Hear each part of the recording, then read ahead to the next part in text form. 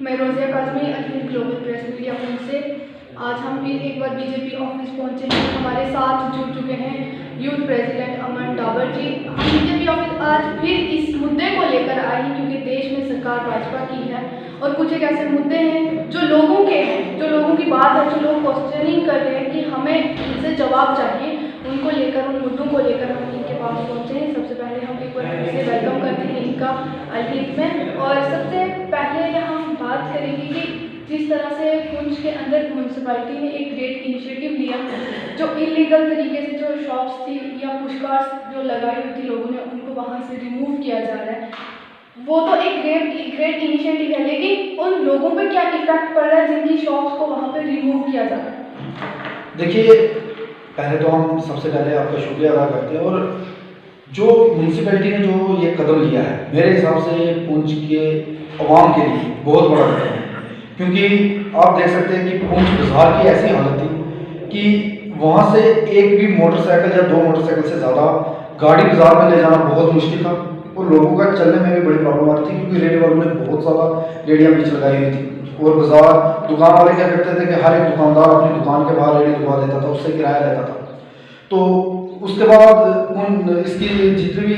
नाले वगैरह हैं बाजार में या गलियों में नाली हैं, वो सारी ब्लॉकेज हो जाती थी। और जब भी कभी बारिश होती थी तो पानी आता था अंदर। तो पानी आने से क्या होता था कि लोगों की दुकानों के अंदर चला जाता था, बहुत सारा कचरा जो है रोड में आ जाता था।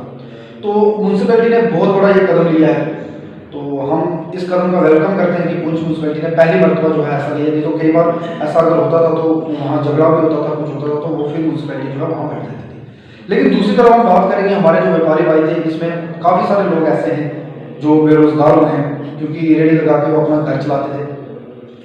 इस चीज़ के लिए भी हमने जो है मेरे चेयरमैन म्यूनसिपैलिटी पुंछ, उनसे भी बात हुई। हमने, हमारे पास भी लोग आए थे, तो हमने एक डी साहब से भी 1-2 दिन तक उनको डेपुटेशन देना है कि हम चाह रहे हैं कि जैसे जम्मू वाली साइड में क्या होता है कि एक ही जगह पर जो है कुछ जगह दी जाती है और वहाँ पर सब्जी मंडी बनाई जाती है, फ्रूट मंडी बनाई जाती है।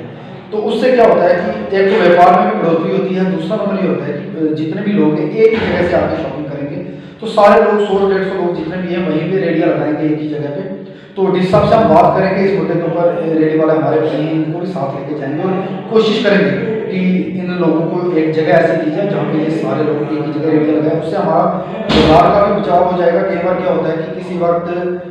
कहीं आग लग जाती है, तो बाजार के अंदर फायर ब्रिगेड की गाड़ी पहुँचाने के लिए कितनी मुश्किल आ जाती है। तो ये बहुत बड़ा कदम है म्यूनसिपैलिटी का। लेकिन जो हमारे भाई बेरोजगार हुए हैं, भारतीय जनता पार्टी ने हमेशा जो है गरीबों का ताउन किया है, गरीबों के साथ चले हैं। हम आगे भी कोशिश करेंगे और डी साहब से बात करेंगे कि एक सब्जी मंडी के लिए जो है बहुत सारी स्टेटमेंट्स यहाँ पे हैं, तो इसी बहाने लोग घर से बाहर भी निकलेंगे, साइट्स पे जाके जो है खरीदारी भी करेंगे। तो ये कदम जो है हम बहुत जल्द 1-2 दिन तक उठाएंगे। पार्किंग का बहुत बड़ा मसला है पुंछ में, क्योंकि गाड़ी पार्क करने की कहीं पे भी कोई जगह नहीं है। तो उसमें क्यों नहीं कोई एडमिनिस्ट्रेशन की तरफ से कोई कदम उठाया जा रहा है? देखिए, पुंछ की जो ट्रैफिक पुलिस है वो भी लगातार इस काम में लगी हुई है, क्योंकि जितनी भी रॉन्ग पार्किंग होती है, तो आजकल यहाँ पे आपने देखा होगा कि वो गाड़ियाँ उठा के ले जाते हैं। वो भी बहुत ज़्यादा कोशिश कर रहे हैं कि गाड़ियों की पार्किंग जो है मतलब रास्ते में गाड़ियाँ होती हैं तो उनको साइड किया जाए, ताकि ट्रैफिक को मतलब लोगों को प्रॉब्लम ना आए गाड़ियाँ चलाने में। क्योंकि ट्रैफिक में जाम लग जाता है, तो जाम की वजह से बहुत सारे लोग, किसी ने ड्यूटी पे जाना होता है, किसी ने कुछ, तो एक उस मसले में भी मेरे को लगता है कि डीसी साहब को खासकर एसएसपी साहब को थोड़ा सा ध्यान देंगे अगर, तो मेरे ख्याल से इतना अच्छा एडमिनिस्ट्रेशन है हमारा, एसएसपी साहब बहुत ज़्यादा कोऑपरेटिव है इस मसले में। तो वो जो है अगर पार्किंग के लिए बात करें कहीं पे, तो हमारे पास बहुत सारी स्टेट लैंड है। एक नया बस स्टैंड बना था, अगर वहाँ पे भी पार्किंग की जगह बन जाए तो मेरे ख्याल से इस मसले में जो है बहुत सारे पुंछ के लोगों को सुविधा मिलेगी कि पार्किंग एक जगह हो जाएगी, लोगों की गाड़ियाँ उठाई नहीं जाएंगी, और दूसरा नंबर जाम में भी जो है बहुत सारा राहत मिलेगी लोगों को। अमन जी, एक और बात है जो बहुत सारे लोगों ने जो हमसे क्वेश्चन किया कि आखिर ये बात लोगों को जाननी है उसके बारे में, कि स्टार होटल के पास का जो एरिया है, जो फ्लड जोन एरिया है, जब 2014 में जब फ्लड आया तो वहाँ से लोगों को निकाला गया, उनको घरों से निकाल दिया गया कि ये एरिया फ्लड जोन एरिया है। लेकिन अभी उसी एरिया में दोबारा से कंस्ट्रक्शन स्टार्ट हो गया, वहाँ पे लोगों के मकान बन गए, शॉप्स बन गई और होटल भी बन रहे हैं। तो क्या आने वाले टाइम में उसमें कोई इफेक्ट नहीं होगा? क्या आने वाले टाइम में अगर फिर इस तरह से कोई फ्लड आता है या कुछ भी होता है, क्या फिर से उन लोगों को वहाँ से बेघर किया जा रहा है? देखिए, ये तो एक बहुत बड़ा इशू था, इस इशू पे हमने पहले बात भी की थी, लेकिन इस ऑर्डर में क्या हुआ था कि जब ये ऑर्डर निकला था, जब यहाँ पे फ्लड आया था, तो डीसी साहब ने इसको फ्लड जोन जो है करार दिया था इस एरिए को। तो मेरे ख्याल से लोगों की भी बेवकूफ़ी है इसमें कि अगर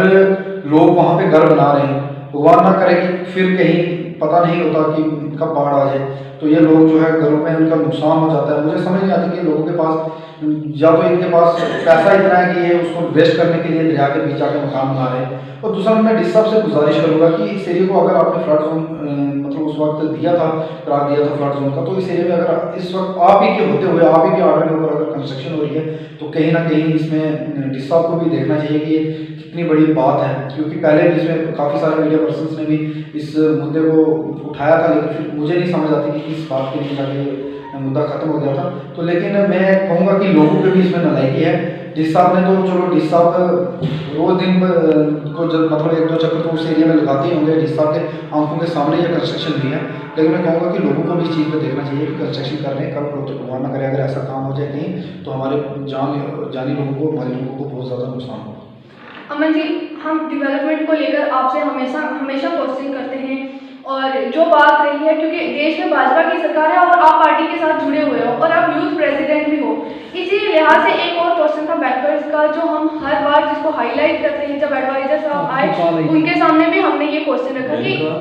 जब बैंकर्स के लिए पैसा सेंक्शन हुआ, सेंटर से फंड आ रहे हैं, बैंकर्स बने भी, अभी तक वो इनकम्प्लीट है, और गढ़वाल माइटी के अंदर कुछ ऐसे बैंकर्स हैं जो 10-10, 15-15 लाख का एक बैंकर बना, लेकिन उसकी बैंकर की छत से जो पानी टपक रहा है, क्या वो काफ़ी है इतना कि अगर कल के दिन कोई शेलिंग होती है कुछ भी, क्या लोग उसमें सेफ हैं? देखिए, ये तो इसमें मैं कहूँगा कि जितने भी लोग ये लोग हैं, ये पता नहीं ठेकेदारों के साथ इनका क्या सेटिंग है, कैसा काम है कि ये लोग उनके साथ मिलके इनके बिल्स पास हो जाते हैं, या इनका काम होता है कि यहाँ 2-4 दिन में ये जो भी साइट पे काम लगा हो वहाँ जाके चेकिंग करें। पता नहीं कैसा सिस्टम है कि मुझे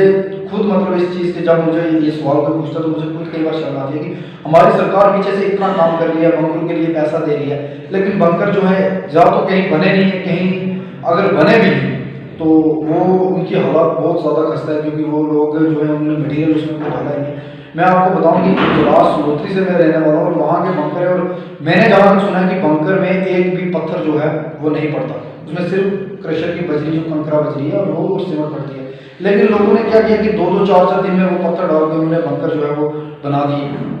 और 4-4 दिन में, और फिर ये सब वहाँ जाते हैं, ये सब जाते हैं, तो उस बंकर को पास करके उनका बिल पास करते हैं। मुझे खुद समझ नहीं आ रही है कि ये सरकार के पैसे को इतना वेस्टेज क्यों किया जा रहा है, क्योंकि सरकार अगर इतना पैसा दे रही है, अगर हम लोगों के लिए देती है, क्योंकि पहली सरकार ये है कि जिसने बॉर्डर के लोगों के लिए जो शेयरिंग होती थी, लोग मरते थे, उनके लिए जो है बंकर्स दिए हैं, तो फिर अगर वो भी ऐसा काम चलेगा तो मेरे ख्याल से हम लोग उसको बर्दाश्त नहीं करेंगे। अगर आपकी नॉलेज में भी ऐसा कभी आता है तो आप हमें बताएं, हम डीसी साहब से भी इस मसले में बात करेंगे, डीसी साहब को खुद वहाँ पे विजिट करवाएंगे, डीसी साहब अगर खुद जाकर वहाँ देखेंगे तो मेरे ख्याल से इस मसले का हल जो है निकलेगा। मौजूदा सरकार की तरफ से एक वादा किया गया था कि क्राइम और करप्शन जो है ख़त्म हो जाएगा आर्टिकल 35A को रिमूव करने के बाद, लेकिन जब इस तरह की हम ग्राउंड रियलिटी देखते हैं, जहाँ पे कस्बा के अंदर जब हम खुद गए थे कवरेज के लिए, वहाँ पे लिफ्ट स्कीम के तहत जो पानी लोगों तक पहुँचाना था, 3 बार लोगों ने ऐसा कहा है, वो आप जो है हमारी न्यूज़ में देख सकते हैं, लोगों ने ऐसा कहा कि 3 बार वहाँ पे सर्वे हुआ लिफ्ट स्कीम के लिए, लेकिन अभी तक जो है वहाँ पे पानी उन लोगों को नहीं मिला। क्या करप्शन कम हुआ या बढ़ा है उसमें? देखिए, एक सबसे बड़ी बात मैं आपको बताऊं कि एडमिनिस्ट्रेशन से काम लेना जो है बिल्कुल आसान है। हम लोग तो ये सोचते हैं कि एडमिनिस्ट्रेशन से काम लेना आसान है, क्योंकि जब तक हम उनके पास नहीं जाएंगे, 2-4 चक्कर नहीं लगाएंगे, हमारे पास में कोई अगर आता है तो एक चक्कर में उसका काम नहीं होता, क्योंकि एडमिनिस्ट्रेशन में भी बहुत सारा बोझ होता है। तो मेरे ख्याल से करप्शन की बात अगर आप कर रहे हो तो करप्शन मैं कहूँगा कि वही बात है कि हम लोग जाके उनको पैसे देते हैं तो इसलिए वो ये काम करते हैं। अगर हम ना दें, अगर हमसे कोई पैसे मांग रहा है, हम उसके ऊपर आवाज़ उठाएंगे, तो मेरे ख्याल से आवाज़ उठाने वाले का काम जो है वो पहले होता है, क्योंकि उनको डर होता है कि हमने पैसे मांगे तो कल हमारे ऊपर कोई ऐसा एक्शन ना आ जाए। तो मैं कहूँगा कि हम लोगों को पता नहीं ऐसी क्या आदत पड़ गई है कि हम कहीं भी जाते हैं, वहाँ पे जब तक हम पैसे नहीं देंगे, आप यहाँ लगा रहे कि यहाँ तहसील ऑफिस और तहसीलदार साहब इतने ईमानदार हैं। पहले तहसीलों में जो है पैसे दे के काम होता था, आज देखिए कि अगर तहसीलदार साहब पैसे नहीं ले रहे तो कितनी बड़ी बात है, लोग जो है काम उनका काम फ्री में भी हो रहा है। जिनका काम पहले पैसे दे के भी जो है 4-4 दिन, 8-8, 10-10 दिन लटक जाता था, आज तहसीलदार साहब मौके पे काम कर रहे हैं लोगों को। और मैं कहूँगा कि कितनी बड़ी पुंछ के लोगों की ये खुशकिस्मती है कि इतने अच्छे तहसीलदार यहाँ पे हैं। और भी डिपार्टमेंट्स में आप देखेंगे कि जहाँ आप खुद जाके पैसे नहीं देंगे, हम लोग हिला देते हैं उन ऑफिसरों को, हम उनको जाके उनकी जेब में जब तक हम 500 या 1000 रुपये नहीं डालते तब हम सोचते पता नहीं काम नहीं होगा। क्यों नहीं होगा? वो हमारे पब्लिक सर्वेंट है, हमारा काम है उनसे काम लेना। और हम अगर रिश्वत देने की जगह अपनी आवाज़ को बुलंद करेंगे तो मेरे ख्याल से जो है करप्शन जो है बहुत ज़्यादा खत्म हो जाएगी। उसके बाद स्कूल्स की जो है बहुत खस्ता हालत देखने को मिली। कस्बा के अंदर हमने खुद विजिट किया और वहाँ पे देखा कि स्कूल की जो छत है वो नीचे ना गिर जाए, इसलिए वहाँ पे लकड़ी के पिलर लगाए गए छत को रोकने के लिए। गुंडी के अंदर जो स्कूल्स है वहाँ की बहुत ही ज़्यादा खस्ता हालत हमें देखने को मिली। और रोड की बात की जाए, कस्बा में रोड है, मंडी की रोड जो न्यूज़पेपर में भी जैसे कल भी निकला था, और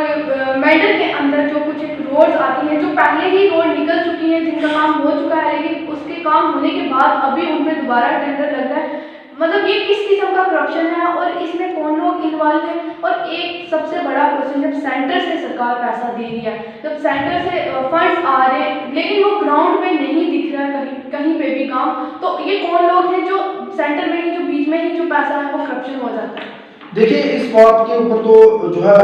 जहाँ कहीं भी, मैंने आपको फिर पहले बताया कि जहाँ कहीं भी आपको ऐसा लगता है कि कहीं भी ऐसा काम हुआ है, आप हमें बताएं, हम उसके ऊपर पूरी आवाज़ उठाएंगे। क्योंकि ये चीज़ें जो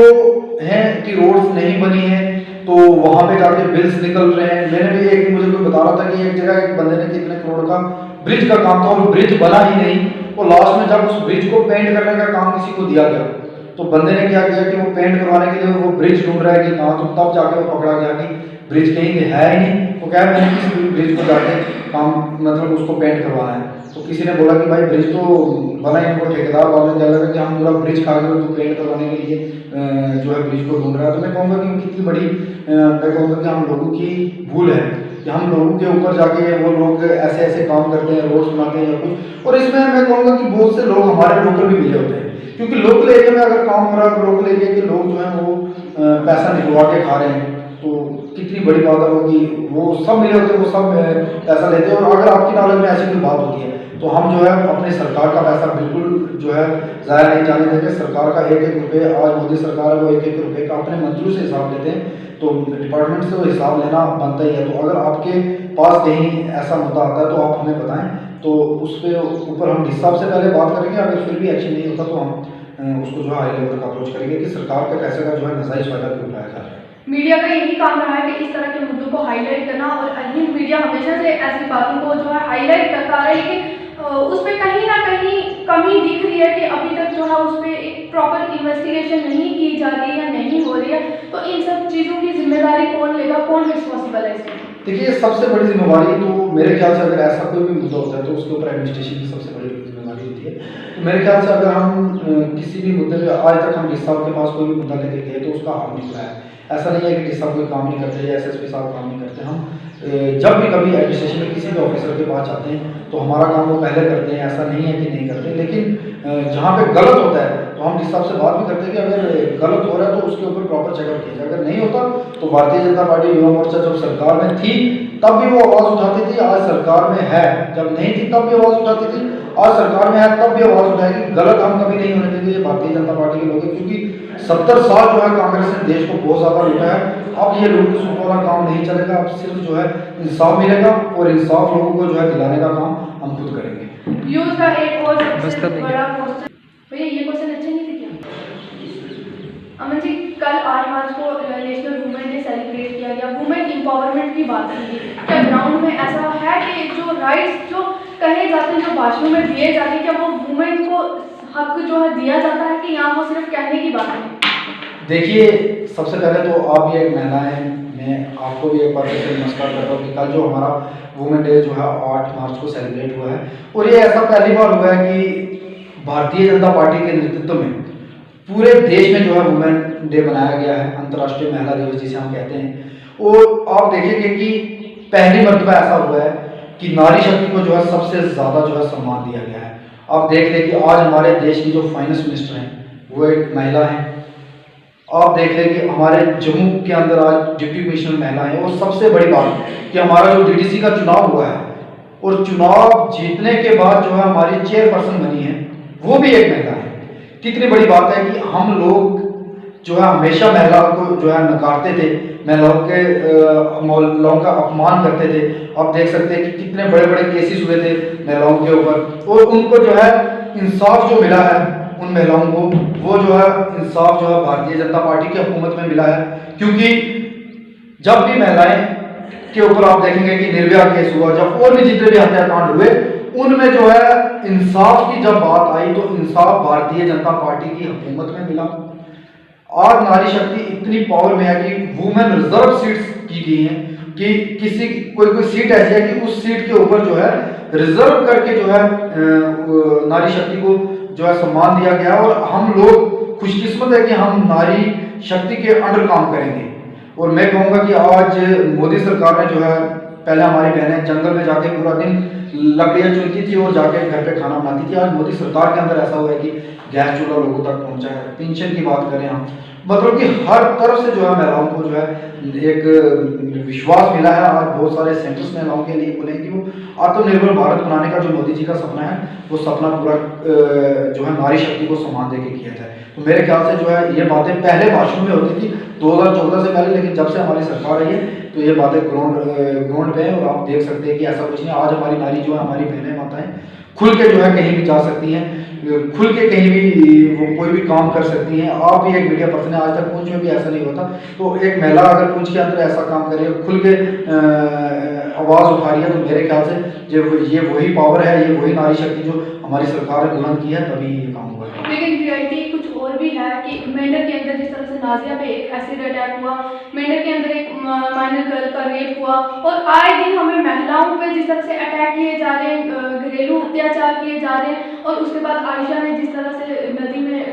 कूद के अपनी जान दे दी, ये भी हमारी सोसाइटी का एक कड़वा सच है। क्योंकि बहुत सारी ऐसी चीज़ें हैं जो सोसाइटी में जो हमें सिर्फ बोली जाती हैं, जो भाषणों में, जो रैलियों में सिर्फ स्पीच दी जाती है, जो सिर्फ दिखाया जाता है कि ये है वुमेन एम्पावरमेंट, लेकिन फील्ड में देखा जाए, अगर फील्ड में अगर एक फीमेल या अगर कोई लेडी या कोई लड़की अगर काम कर रही है तो वहाँ पे रियलिटी कुछ और है कि उसको किस तरह से प्रेशराइज किया जा रहा है, किस तरह से दबाया जा रहा है ताकि उसको आगे ना आने दिया जाए। देखिए, ये सबसे बड़ी बात मैं कहूँगा कि अगर आप ऐसा कह रहे हैं कि अगर यहाँ कहीं पे भी अगर ऐसा होता है तो वो लोग अगर बीच में बैठ के कॉम्प्रोमाइज ना करें, तो मेरे ख्याल से नारी को आज इतनी शक्ति मिली हुई है, वो आप कहीं भी देख ले, चाहे आप पुलिस के हवाले से देखें, कहीं भी आप देखें कि नारी जो है उसका काम, उसका जो है उसको सम्मान और उसको पावर जो मिली है वो पुरुषों से ज्यादा मिली है, जेंट्स से ज्यादा मिली है। क्योंकि पहले नारी के ऊपर जो अपमान होता था उसके ऊपर कोई वो नहीं होती थी, क्योंकि उसमें बहुत सारी जो है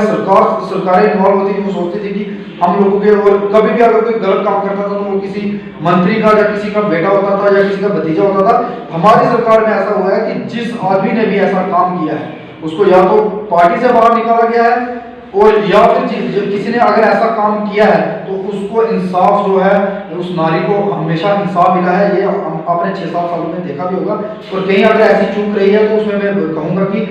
वो हम लोगों की नालायकी है कि अगर हमारी किसी माता बहन के ऊपर ऐसा अत्याचार हुआ तो हम लोगों ने जो है उसको इंसाफ नहीं दिलाया। गैस सिलेंडर के प्राइस बढ़ गए, पेट्रोल डीजल के प्राइस बढ़ गए, आम इंसान पे इसका क्या असर पड़ रहा है? देखिए, ये जो दाम है आज तो हर मुलाजिम कितनी तनख्वाह ले रहा है, महंगाई अगर बढ़ रही है तो उस पर भी मतलब मैं कहूँगा कि ये महंगाई 2014 से पहले भी बढ़ती थी। हमने खुद इस चीज़ के ऊपर प्रोटेस्ट किए कि जब सिलेंडर के दाम बढ़ गए थे, लेकिन आज सब्सिडी भी आ रही है, सरकार इसकी सुविधा भी दे रही है। अगर पेट्रोल और डीजल के दाम बढ़ रहे हैं तो मेरे ख्याल से हम लोगों को सरकार का भी जो है ताउन करना चाहिए। क्योंकि आज आप देख सकते हैं कि ये सरकार है, इस सरकार के होते हुए डिफेंस कितना मजबूत हुआ है। आज हमारे पास रफेल जैसे जहाज हैं, आज हमारे पूरे डिफेंस के ऊपर जितने भी एरिया से वहाँ पूरी जो है तार बंदी हुई है, हमारे जवानों को बुलेट प्रूफ जैकेट्स मिल रही हैं। तो ये चीज़ें महंगाई हुई है, हम मानते हैं इस चीज़ को कि महंगाई हुई है, लेकिन हम 10, 20, 50 के लिए जो है अपने देश का भला ना करें। तो मैं कहूँगा हम लोगों की नालायकी है। हम लोग देश के लिए सोच रहे हैं, देश के भले के लिए सोच रहे हैं, तो हम कहेंगे कि अगर पेट्रोल और डीजल 5-7 रुपये और भी महंगा हो जाता है, लेकिन हम सरकार के साथ हैं। क्योंकि हमारे देश का अगर सिपाही अगर वो मजबूत है तो हमारा देश मजबूत है। और युवा मोर्चा पुंछ के अंदर किस तरह से काम कर रहा है, आप रैलियां कर रहे हैं, सब कुछ कर रहे हैं, यूथ को जोड़ने का जो काम है वो किस तरह से युवा मोर्चा कर रहा है? देखिए, भारतीय जनता पार्टी युवा मोर्चा ने जो है पिछले महीने की 16 तारीख से 16 फरवरी से जो है एक अभियान चलाया था, युवा जोड़ो अभियान। उसके तहत हमारे प्रदेश अध्यक्ष अरुण देव जी भी जो है वो पुंछ का दौरा हुआ था उनके, उसमें हमारे बाइक रैली भी हुई थी। हमने कोशिश किया कि हम ज़्यादा से ज़्यादा यूथ को जो है अपने साथ जोड़ें, क्योंकि उसके साथ ये होगा कि यूथ जो है अगर कहीं काम काज में लग जाएगा, हम कोशिश करते हैं कि किसी युवा को कि कहीं कोई लोन दिलाया जाए, किसी की कहीं नौकरी की बात होती है तो वहाँ उनके साथ ताउन किया जाए, कहीं भी अगर उनको कोई काम मिले तो हम कोशिश करते हैं कि उनको दिलाया जाए, ताकि जो पुंछ के अंदर आपने देखा होगा कि कुछ बच्चे ड्रग्स की वजह से कुछ बच्चों की जाने गई हैं, कुछ नशा करते हैं, कुछ शराब पीते हैं, तो हम कोशिश करते हैं कि उन युवाओं को अपने साथ जोड़ के उनको कहीं ना कहीं जो है पावर दी जाए। अगर मैं युवा मोर्चा का प्रेसिडेंट हूँ तो मैं कोशिश करूँगा कि मेरे नेतृत्व में ज़्यादा से ज़्यादा युवा जुड़े, इसलिए हमने जो है टोल फ्री नंबर भी जो है अपने युवा मोर्चा की तरफ से बनाया है 8899009393, और उस नंबर पे कॉल करके मिस कॉल करनी है और वहाँ से एक लिंक आएगा, उस लिंक पे आप जो है अपना नाम, नंबर, एड्रेस और अपना जो मंडल है, ईमेल आईडी वो भर के आप क्या कर सकते हैं कि अपनी ज्वाइनिंग कर सकते हैं पार्टी में। 8899009393 नंबर है, तो ज़्यादा से ज़्यादा लोग भाजपा में ज्वाइन करें ताकि आने वाले जो असेंबली इलेक्शन है उसमें युवा की पावर जो है हम दिखा सकें। और युवा जिस तरह से हमें देखने को मिला कि बहुत काफ़ी हद तक जो यूथ हैं वो भाजपा को ज्वाइन कर रहे हैं, उनकी क्या सोच रही है, मतलब उनके कुछ ऐसे पॉइंट्स होंगे किस मुद्दे को लेकर वो भाजपा में आ रहे हैं, और स्पेशली यूथ जो है डेवलपमेंट की बात कर रहा है इस टाइम पे, तो इस लिहाज से आप देखिए, एक बात मैं आपको बताऊं कि ऑपोजिशन पार्टियां हमेशा जो है वो उंगली उठाती हैं, लेकिन आपने देखा होगा कि अब आपने देखा ये थोड़े दिन पहले 4th क्लास का पेपर हुआ, उससे पहले अकाउंट्स के एग्जाम हुए जून में, फिर से इतनी सारी पोस्ट निकल रही है। मेरे ख्याल से आज से 70 सालों में जो है पहले कभी इतनी जो है पोस्टें नहीं निकली। हमारी पहली हमारे युवा जो है वो किसी रोजगार की तरफ बढ़ रहे हैं, युवाओं को कुछ ना कुछ, अगर यूटी बनी है हमारी तो यूटी में अगर हमारे जो है बाहर के लोग आके यहाँ आके अगर इंडस्ट्रीज बनाएंगे तो इंडस्ट्री बनाने से हमारे कितने लोग, एक इंडस्ट्री में 2-2, 3-3 हज़ार मुलाजिम होता है, तो वहाँ पे हमारे कितने युवा जो है काम करेंगे। बुजुर्गों ने तो काम करना नहीं है या बच्चों ने नहीं करना है। तो मेरे ख्याल से युवाओं का भारतीय जनता पार्टी के साथ जुड़ने का यही मकसद है कि हमारे मोदी जी के जितने भी काम हैं उन कामों को देखते हुए युवाओं को जितनी भी फैसिलिटीज मिल रही हैं या रोजगार मिल रहे हैं, इन चीज़ों को देखते हुए जो है युवा लोग जो हैं, जितने भी यूथ के लोग हैं वो भारतीय जनता पार्टी से जुड़ रहे हैं, और हम शुक्रिया अदा करते हैं कि वो लोग हमसे जुड़ रहे हैं, और हम भी कभी उन्हें नाराज नहीं करेंगे। उनका कोई भी काम होगा तो हम शान निशान उनके साथ खड़े हैं। अमन जी, बहुत बहुत आपका शुक्रिया। ये कि हमारे साथ बीजेपी के यूथ प्रेसिडेंट अमन डाबर, जिन्होंने ये हमें यकीन दिलाया है कि करप्शन को लेकर अगर कहीं पे भी कोई इस तरह का मुद्दा सामने आता है कि कोई ऑफिसर जो है या कोई भी किसी भी डिपार्टमेंट से अगर कोई करप्शन कर रहा है तो उसके खिलाफ एक्शन लिया जाएगा। और रही बात के बैंकर्स को लेकर है इस तरह के मुद्दे पे, तो उन्होंने ये भी कहा कि एडमिनिस्ट्रेशन से उन्होंने हमारे चैनल के माध्यम से अपील की है कि उस पर एडमिनिस्ट्रेशन जो है एक स्ट्रिक्ट एक्शन ले। और अब देखना ये है कि कितना ये अपने वादों पे खरा उतरते हैं, क्योंकि हमेशा से जो है वादे किए जाते हैं और काफ़ी हद तक वो पूरे भी होते हैं और कुछ एक नहीं हो पाते हैं। तो देखते हैं अब ये वादे जो हैं किस तरह से पूरे होंगे भी या नहीं। इसी के साथ मैं हूँ आपके साथ रोजिया और मेरे साथ वीडियो जर्नलिस्ट खुदा।